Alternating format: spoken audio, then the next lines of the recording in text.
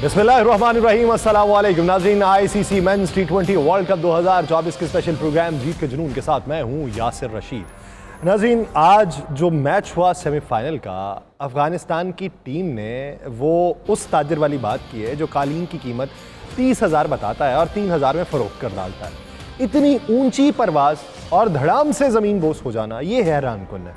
रवां टूर्नामेंट में जनूबी अफ्रीका ने नाकाबिले शिकस्त होने का एजाज़ बरकरार रखते हुए अफगान टीम को महज 56 रन्स पर ऑल आउट करके फाइनल के लिए क्वालिफाई कर लिया। और किसी टीम को इतने कम स्कोर पर आउट करना कारनामा तो है ही, अब तो सेमीफाइनल में इतने कम स्कोर पर आउट होना वर्ल्ड रिकॉर्ड बन चुका है। इस इबरतनाक शिकस्त के बावजूद अब हम अफगान टीम को छोटी टीम की बजाय बड़ी टीम ही ट्रीट करेंगे, इसलिए कि उनके क्रेडिट पे दुनिया की सफ़े अव्वल की टीम्स को मात देकर यहां तक रसाई पाना तो हासिल, उनकी शिकस्त की वजह उनकी बैटिंग का फ्लॉप होना है और वेस्ट इंडीज की विकेट का समझ ना आना है। कल इंजमामुल हक ने भारत के रोहित शर्मा पर बॉल टैंपरिंग का इल्जाम लगाया तो रोहित शर्मा ने फौरी तौर पर रिस्पॉन्ड करते हुए कहा कि यहां की विकेट्स खुश्क हैं, जहां गेंद जो है वह आज खुद स्विंग होती है। इन कंडीशंस में बैटिंग करना आसान नहीं है। रोहित शर्मा की इस बात को अफगान बैटिंग ने सच साबित कर दिया, लेकिन उसके साथ थोड़ा सा बदएतमाद होना, वो भी, ये ज़्यादती भी अफगानियों को ले डूबी है। उन्हें अभी बैटिंग के इश्क के बहुत सारे इम्तिहान और भी पास करने हैं। उनकी कमज़ोर बल्लेबाजी की बहुत सी कमज़ोर कड़ियाँ भी सामने आई हैं। जहाँ तक जनूबी अफ्रीका की बात है तो प्रोटीज़ ने हर शोबे में अफगानियों को आउट क्लास किया, जो कि काबिल सताइश है। प्रोटीज़ अब तक 7 मरतबा सेमीफाइनल खेलकर वर्ल्ड कप इवेंट में पहली मरतबा फाइनल के अंदर पहुंची है और उन्होंने चॉकर्स का लेबल भी उतार फेंका। उनके तेवर बता रहे हैं कि ट्रॉफी उठाकर ही वो घरों को लौटेंगे। अफगान टीम की कमजोर बैटिंग ने सेमीफाइनल के मुकाबले को बोर करके रख दिया। दुनिया के करोड़ों शायकीन कांटेदार मुकाबले की आस लेकर मैच देखने बैठे थे कि ये तो यकतरफा मैच साबित हुआ। बटलर और रोहित शर्मा ने सच कहा था कि पाकिस्तान के बाहर होने से वर्ल्ड कप का रंग जो है वो फीका पड़ चुका है और ये फीकापन सेमीफाइनल में नजर भी आया। अब नजरें आज शाम के मैच पर टिकी हुई हैं। देखते हैं कि क्या इंग्लैंड जो है वो भारत को फाइनल में मात देने की अपनी 2022 की रवायत को बरकरार रखता है। अगर इंग्लिश बॉलर्स भारतीय इफ्तिताही जोड़ी और उसके साथ पांड्या को जल्द आउट करने में कामयाबी हासिल कर लेते हैं तो फाइनल का नतीजा ख्वाहिशात के बरक्स आ सकता है। तो किसकी ख्वाहिशात रंग लाएंगी, कौन मार्का मारेगा, इसी में बात होगी। लेकिन एक ब्रेक के बाद कहीं नहीं जाएगा सेवर।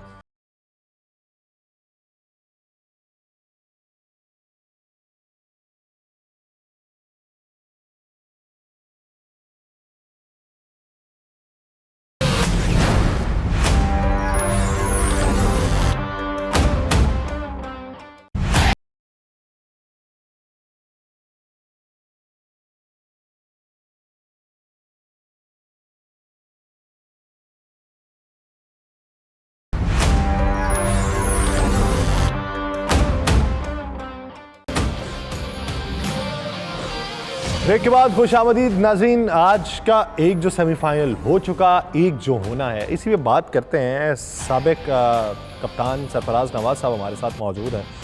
मैं बगैर किसी ताख़ीर के उनकी जानिब बढ़ता हूँ। आज के जो मैच हुआ उसकी एक मुफस्सल रिपोर्ट भी तैयार है, वो भी आपको दिखाएंगे, लेकिन सरफराज साहब की पहले राय ले लेता हूँ उस पर। सरफराज साहब, अफ़गानिस्तान टीम का यूँ बिखर जाना, यानी आप अच्छी मेहनत करके एक स्टैंडिंग आपने हासिल की हो और फिर यूं बिखरना, रिकी पॉन्टिंग के मुताबिक ये जो पिच थी ये दुनिया की खतरनाक तरीन पिच है, क्या अग्री करते हैं इससे? देखें, जैसे सुनते रहे हैं यासर, आप भी बताते रहे हैं कि कई दिनों से बारिश है और बारिश की वजह से तो पिच में मॉइस्चर डेफिनेट हुआ होगा और उसके बाद जो ग्रीन फ्रिंज नज़र आई है तो उसके बाद मैं हैरान हूँ कि जो जितने मैच देखे हैं तकरीबन की मैं बात कर रहा हूँ, 100% नहीं कर रहा कि पहले जो टॉस जीता है उसने बॉलिंग की है। तो कल जो हमने देखा है कि एक मॉइस्चर पिच के ऊपर जहां बारिशों की वजह से मूवमेंट होनी थी और काफ़ी दिनों के बाद मैच हो रहा है और ज़बरदस्त पिच तैयार थी फॉर फास्ट बॉलर्स, तो कैप्टन राशिद ने टॉस जीत के पहले बैटिंग कर ली। हैरान कुन बात हुई है, उसका ख्याल था कि पहले हमारी, चूँकि उनकी बॉलिंग ज़्यादा स्ट्रॉन्ग है, स्पिन और उसके बाद वो बाद में बॉलिंग करके कंटेन करेंगे, लेकिन ये ऐसा हुआ ही नहीं। जब शुरू में 25 पे 8 आउट हो गए तो मैं तो जाके सो गया था। मैं कहा सुबह अब उठ के देखेंगे कि क्या 50 पे आउट होते हैं क्या है। तो एनीवे मामला ये है कि कंडीशन के मुताबिक उसने फैसला नहीं किया और एयर टू पे। और जब देखते हुए कि साउथ अफ्रीका की fast bowling is much superior than their bowling, तो उसको देखते हुए मैं हैरान हूँ कि पहले बैटिंग का फैसला करना भी इनको इतना ही नुकसानदेह हुआ है जितना कि इनकी डबल फिगर में सिर्फ एक आदमी गया, बाकी 13 रन डबल फिगर के मैक्सिमम इट वाज एक्स्ट्रास। तो ये इनके हाल थे जी। सरफराज साहब, क्या समझते हैं कि साउथ अफ्रीका सेमीफाइनल में बार बार बाहर हो जाना, चौकर्स का एक खिताब मिलना, तो आज के दिन उन्होंने अपना वो जो बैड पैच ख़त्म किया है, अपनी वो जो हिस्ट्री तब्दील की है, क्या किस्मत का खेल इसे कहेंगे कि अफ़गानिस्तान जैसी टीम से मुकाबला करना पड़ गया और यूं वो 60 से पहले ढेर हो गई और उन्होंने अपना एक वर्ल्ड रिकॉर्ड बना दिया, या फिर आप ये समझेंगे कि मुस्तकिल मिजाजी के ज़रिए उन्होंने अपने आप को मजबूत किया? देखें, उनका कॉम्बिनेशन काफ़ी देर से चल रहा है। उनके पास स्पिन बॉलिंग भी आ गई है और उसके बाद फिर फास्ट बॉलिंग, वो भी काफ़ी अच्छी बॉलिंग कर रहे हैं, फॉर्म में हैं। और जैसे शुरू में उन्होंने जो विकेटें ली हैं, और सबसे मैं कहूँगा मिस कैलकुलेशन जो हुई है वो अफ़गानिस्तान के कैप्टन की हुई है, जो उसने टॉस जीत के मॉइस्चराइज पिच के ऊपर पहले बैटिंग की है। वहीं से सारा मामला अफ़गानिस्तान का उनकी अगेंस्ट गया है और उसका पूरा फ़ायदा लिया है। फास्ट बॉलिंग जो मंजी हुई है और एक्सपीरियंस फास्ट बॉलिंग है ये साउथ अफ्रीका की, और शुरू से ही उन्होंने जैसे आउट किए हैं, और इतना मैं देख रहा हूँ कि काफ़ी 1-1 फुट कट हो रहा था उस टाइम के बाद से जो 1-2 बोल्ड हुए हैं।